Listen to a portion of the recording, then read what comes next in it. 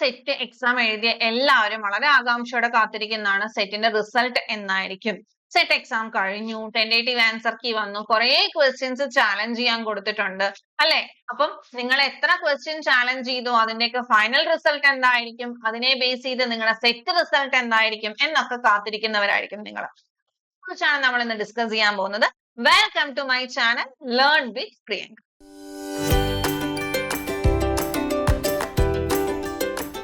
Okay, നമുക്ക് നോക്കാം. ഒരു സ്റ്റാറ്റിസ്റ്റിക് വെച്ചാണ് നിങ്ങളോട് ഞാൻ ഈ കാര്യങ്ങൾ പറയാൻ പോകുന്നത്. ജസ്റ്റ് ഒന്ന് നോക്കാം.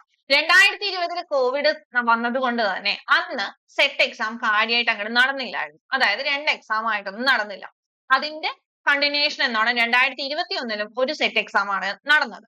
നോക്കിക്കേ, 2021 സെറ്റ് എക്സാം ഓഗസ്റ്റ് മാസത്തിലാണ് നടന്നത്. അതായത് ഓഗസ്റ്റ് 14 നടന്നു. ഒരു വ്യത്യാസം എന്നോണം നെക്സ്റ്റ് ഡേ അല്ല, അതും കഴിഞ്ഞുള്ള ദിവസമാണ് ടെന്റേറ്റീവ് ആൻസർ കീ ഇറങ്ങിയത്. അത് കഴിഞ്ഞ് ഏകദേശം ഒരു മാസം കഴിഞ്ഞപ്പോൾ റിസൾട്ട് ഫൈനൽ ആൻസർ കീ വരികയും അത് കഴിഞ്ഞ് ഏകദേശം ഒരു 12 ദിവസം കഴിഞ്ഞപ്പോൾ നമുക്ക് റിസൾട്ട് പബ്ലിഷ് ചെയ്യുകയും ചെയ്തു. ഈ ഒരു പാറ്റേൺ ആണ് 2024 അവസാന സെറ്റ് പരീക്ഷ വരെ LBS ഫോളോ ചെയ്തിരിക്കുന്നത്. നിങ്ങൾക്ക് നോക്കിയാൽ മനസ്സിലാവും.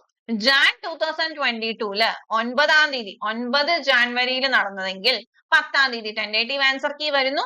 അത് കഴിഞ്ഞ് ഏകദേശം ഒരു മാസം കഴിഞ്ഞപ്പോൾ ഫൈനൽ ആൻസർ കീയും അതിന്റെ അടുത്ത ദിവസം തന്നെ റിസൾട്ടും വന്നു. കാരണം ഏകദേശം ഒരു മാസം 18 ദിവസത്തോളം കഴിഞ്ഞു വന്നത് കൊണ്ടാവാം മേ ബി എന്തായി, ഫൈനൽ ആൻസർ കീ വന്ന് നെക്സ്റ്റ് ഡേ തന്നെ റിസൾട്ട് പബ്ലിഷ് ചെയ്തു. ഇനി ജൂലൈ 2022 എടുക്കുമ്പോൾ നമുക്ക് മനസ്സിലാവും. 24 തീയതി എക്സാം നടന്ന് 25 ടെന്റേറ്റീവ് ആൻസർ കീ വരുന്നു. ഏകദേശം ഒരു മാസം കഴിഞ്ഞ് ഓഗസ്റ്റില് ഫൈനൽ ആൻസർ കീ വരികയും ഒരു ആഴ്ച കഴിഞ്ഞപ്പോൾ തന്നെ റിസൾട്ട് പബ്ലിഷ് ചെയ്യുകയും ചെയ്തു.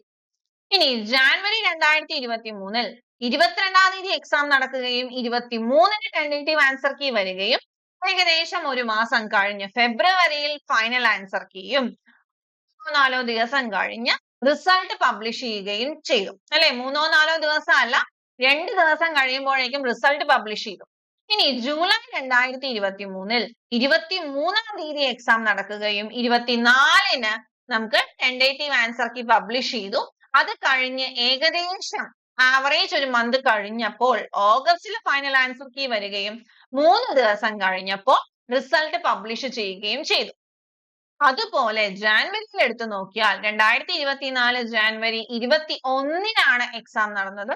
22 ടെന്റേറ്റീവ് ആൻസർ കീ പബ്ലിഷ് ചെയ്യുന്നു. ഫൈനൽ ആൻസർ കീ ഒരു മാസം കഴിഞ്ഞ് ഫെബ്രുവരിയിൽ വരുന്നു. അത് കഴിഞ്ഞ് ആ മാസം തന്നെ ഒരു 10 ദിവസം കഴിഞ്ഞപ്പോൾ റിസൾട്ട് പബ്ലിഷ് ചെയ്യുകയും ചെയ്തു.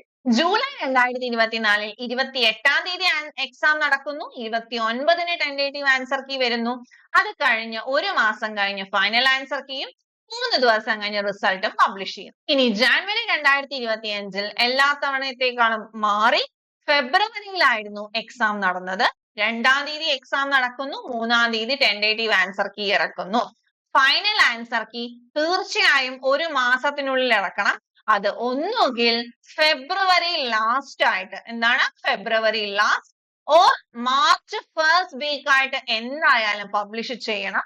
അത് കഴിഞ്ഞ് ഏകദേശം ഒരാഴ്ചക്കുള്ളിൽ തന്നെ റിസൾട്ട് പബ്ലിഷ് ചെയ്യും. അതായത് ഇത്തവണത്തെ 2025 ആദ്യ സെറ്റ് പരീക്ഷയുടെ റിസൾട്ട് നമുക്ക് മാർച്ച് ഫസ്റ്റ് വീക്ക് എന്തായാലും എക്സ്പെക്ട് ചെയ്യാവുന്നതാണ്. ഓക്കെ, മാർച്ചിൽ റിസൾട്ട് വരാൻ സാധ്യതയുണ്ട്. അതുകൊണ്ട് തന്നെ അടുത്ത നോട്ടിഫിക്കേഷൻ മാർച്ച് ലാസ്റ്റ് ഓർ ഏപ്രിലായിട്ട് പ്രതീക്ഷിക്കാം. അതിന്റെ എക്സാം ജൂലൈയിൽ നടക്കുകയും ചെയ്യും.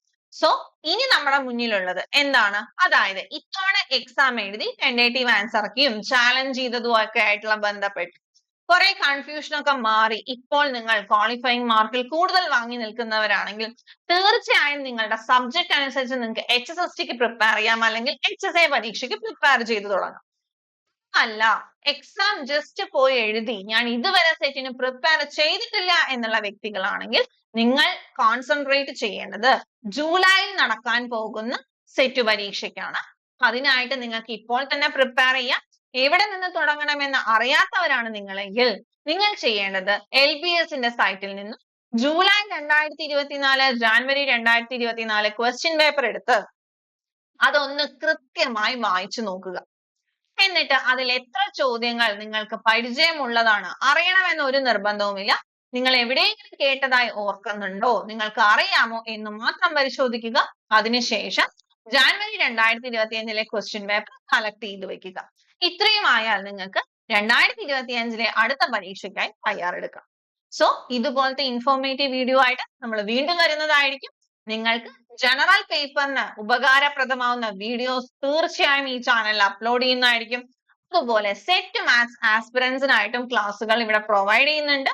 സോ നിങ്ങൾ ഈ ഒരു ചാനൽ സബ്സ്ക്രൈബ് ചെയ്യാനും ഫ്രണ്ട്സിനും റിലേറ്റീവ്സിനും ഷെയർ ചെയ്യാനും ശ്രദ്ധിക്കുക.